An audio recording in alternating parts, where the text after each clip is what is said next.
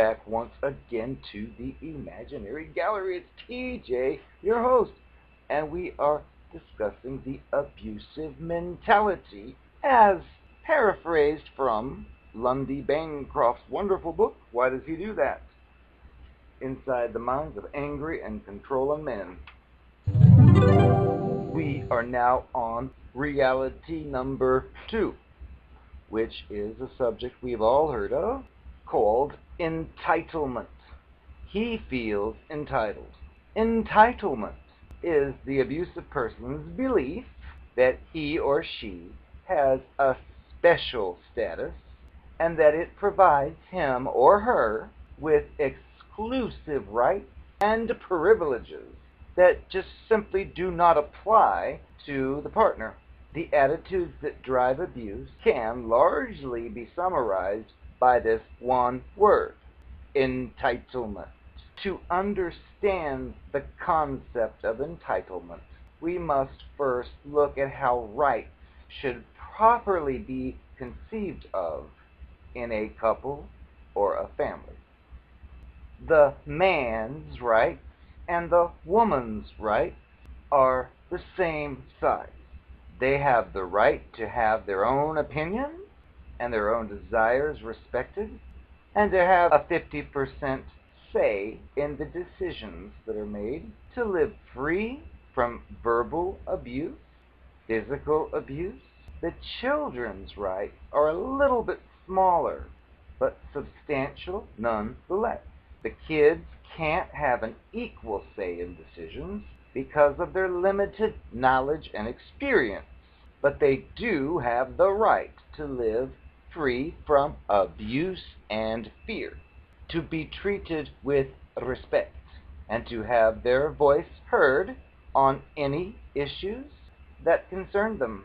However, an abusive person perceives things in a different manner, and he illustrates this in a picture. In the previous example, there were 2 identical circles that said man and woman, and the third circle was a little bit smaller and it said children. This example shows a picture like this: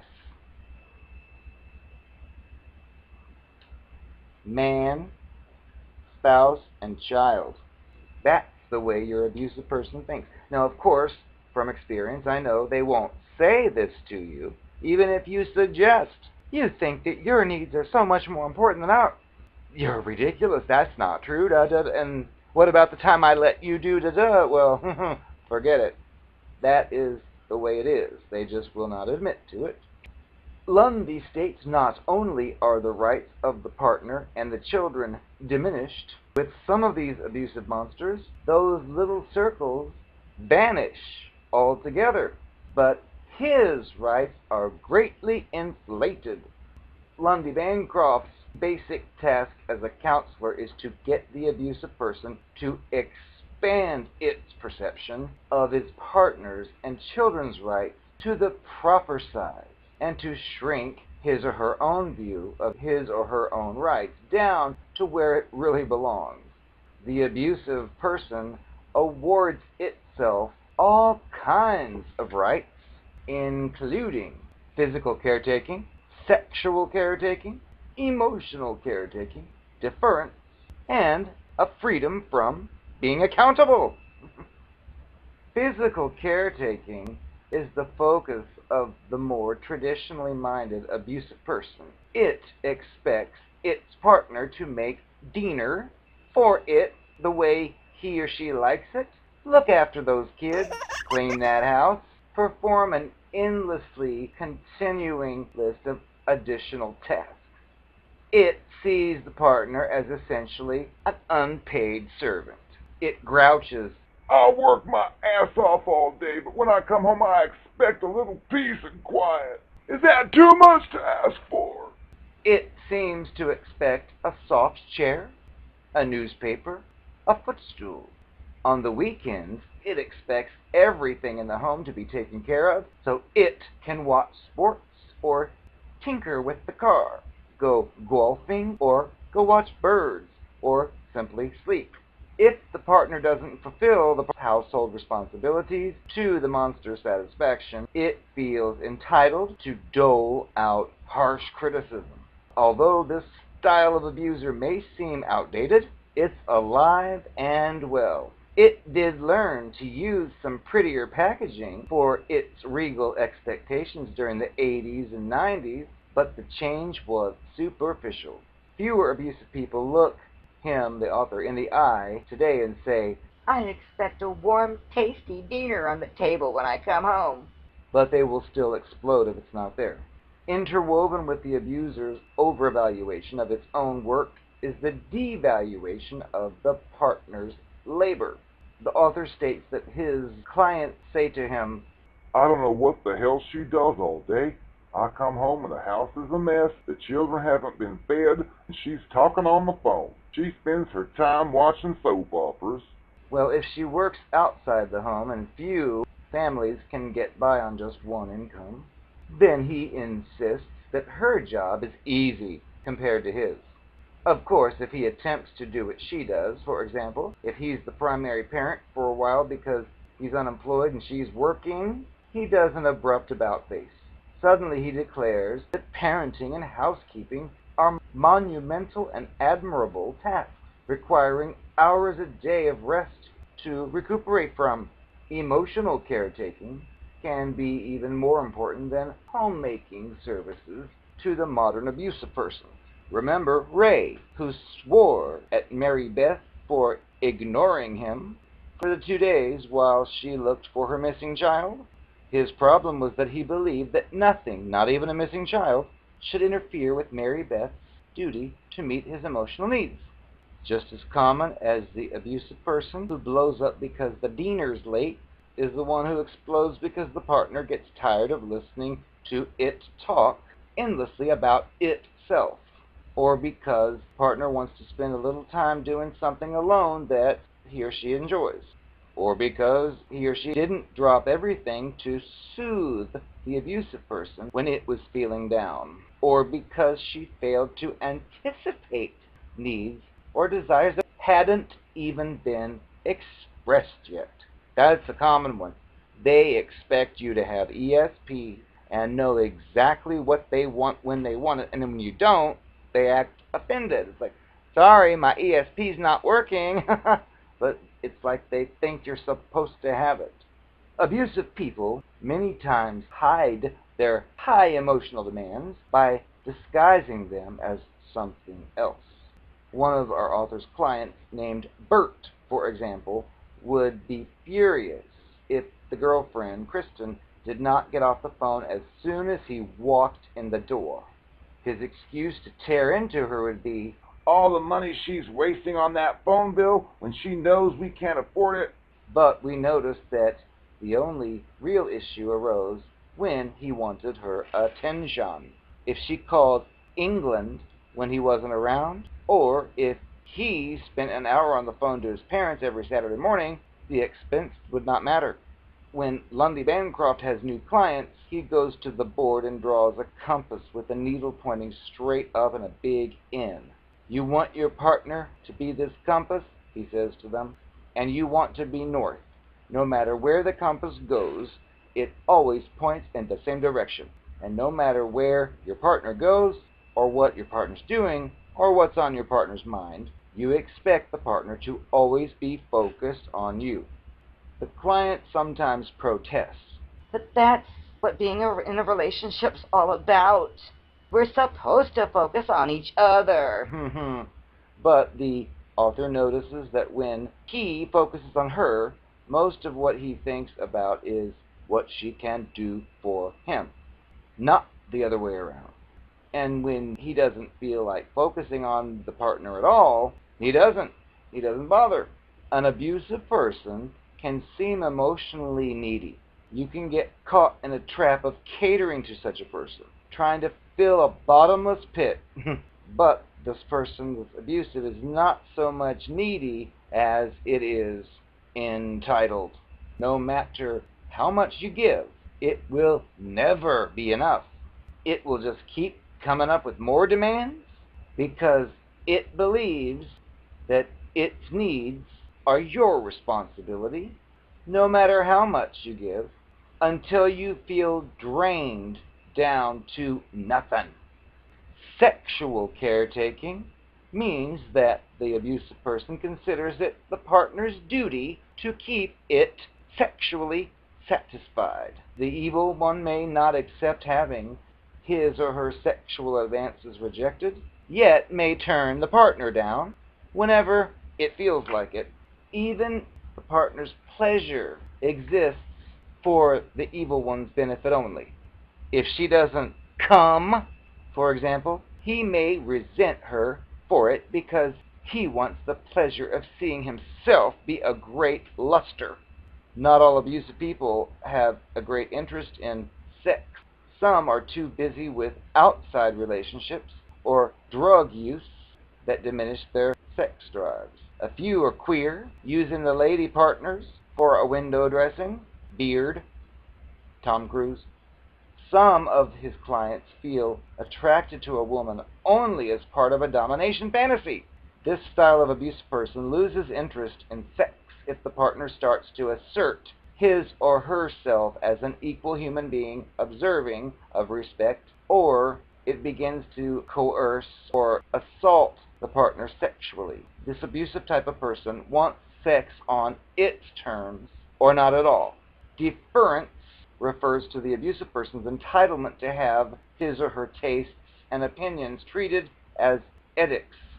Once he's made the pronouncement that a certain movie is shallow, or that Louise was trying to seduce Jay at the picnic, or that Republicans don't know how to manage the economy, the partner is supposed to accept this view unquestioningly. It is especially important to this evil person that the partner not disagree in front of other people. If the partner does, later the monster will be yelling, "You made me look like a fool.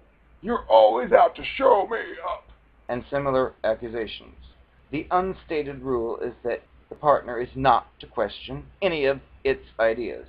Freedom from accountability means, as we've spoken about, that the abusive person considers itself as being above criticism. If the partner attempts to raise any grievances, well, the partner's just nagging or provoking this evil person. This evil person believes it should be permitted to ignore the damage its behavior is causing, and may become retaliatory if anybody tries to force him or her to look at it. Been there before. The author had the following exchange with a man who was brand new to his program. Bancroft said, "Can you explain to me why you're joining this abuser group?" Hank said, "Well, I slapped my girl a few weeks ago, and now she says I can't come back home unless I get some kind of counseling." Bancroft says, "Well, what led up to your abuse? Were you arguing?" Hank says, "Yes, and she accused me of having an affair. That really pissed me off." Bancroft said, "Well, were you having an affair?" And Hank pauses, and it gets startled by the question, and he says, "Well, yeah, but she had no proof. She shouldn't go saying things like that when she has no proof." Hank reserved himself the privilege of being critical of the partner, a privilege that he exercised a great number of times. Complaints against him, including drawing any attention to how his behavior had hurt other people in the family, was quick to be stifled. In Hank's case, the retaliation took the form of physical assault.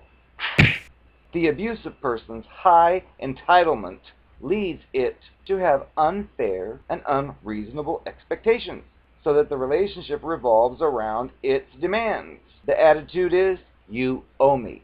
For each ounce given, it expects a pound in return. It wants the partner to devote herself or himself fully to catering to it, even if it means their own needs or the children's get neglected. You can pour all your energy into keeping your partner happy and content, but if it has its mind set, it'll never be satisfied for long, and it will keep feeling that you are controlling it, because it doesn't believe that you should set any limits on its conduct or insist that it meet its responsibilities. The next section in this book would be the abuser's outlook on the woman's anger. The abusive man's problems with anger are almost the opposite of what is commonly believed. The reality is, your abusive partner doesn't have a problem with his anger. He has a problem with your anger. One of the basic human rights that this abusive person takes away from you, the target, is the right to be angry with him or her. No matter how badly it treats you, it believes that your voice should not rise and your blood should not boil. The privilege of rage is reserved for this abusive person and this abusive person alone. Now, when your anger does jump out of you, as will happen to any abused person from time to time, the abusive monster is likely to try to jam it back down your throat as quickly as possible. Then it'll use your anger against you to prove how irrational you are. Abuse can make you feel straitjacketed. You may develop physical or emotional reactions to swallowing your own anger, such as depression, nightmares, emotional numbing, eating and sleeping disorders, which your partner may use as an excuse to belittle you further. These are great people. Or to make you feel cuckoo crazy. Why does your partner react so strongly to your anger? Well, one of the reasons may be that the partner considers itself above reproach. Second is that on some level this creature senses, though not necessarily consciously, that there may be some kind of power within your anger. If you have a space to feel and express your rage, then you'll be better able to hold on to your identity and to resist its suffocation of you. Now, this monster may try to take your anger away in order to snuff out your capacity to resist its will. Finally, this monster perceives your anger as a challenge to its authority, to which it will respond by overpowering you with anger that is greater than yours. In this way, it ensures that it retains the exclusive right to be the one to show anger.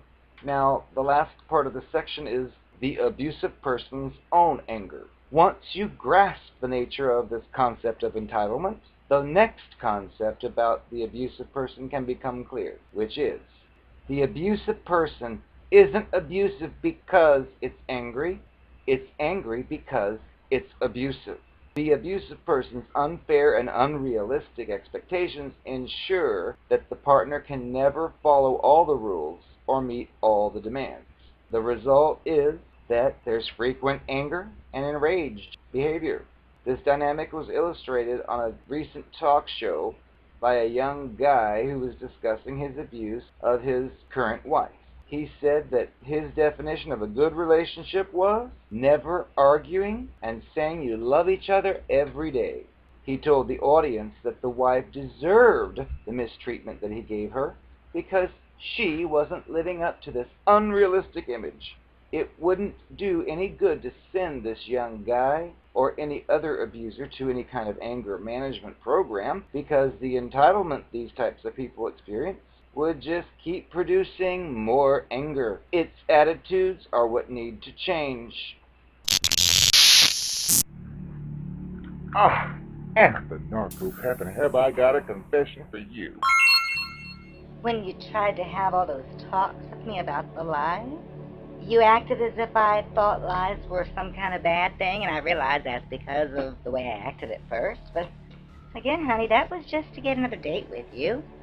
Almost as if you expected me, like I would have done if we were still in the beginning stages. Like if I hadn't gotten what I wanted out of you yet, and you were trying to reject me for lying, well, that would be a different story entirely.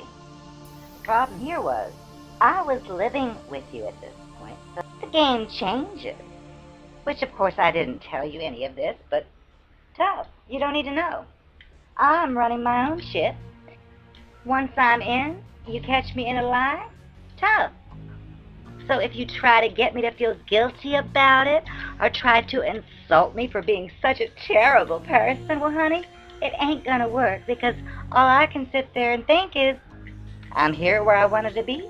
My lies got me here. You're not gonna say a thing about it that's gonna make me feel terrible about myself. You just want to insult me because you feel horrible about yourself, and I'm not going to be dragged down to that. So each time you told your morality stories and tried to get me to confess and cry to you, I'm not going to do it. I did what I needed to do, and that's where I got. Get it? I don't feel any pain or remorse for what I did. I'm proud of it. Understand? Are you dumb? Are you retarded? I think you are. Ooh. Ah! I am the Narcopath, and I'm gonna ruin your life.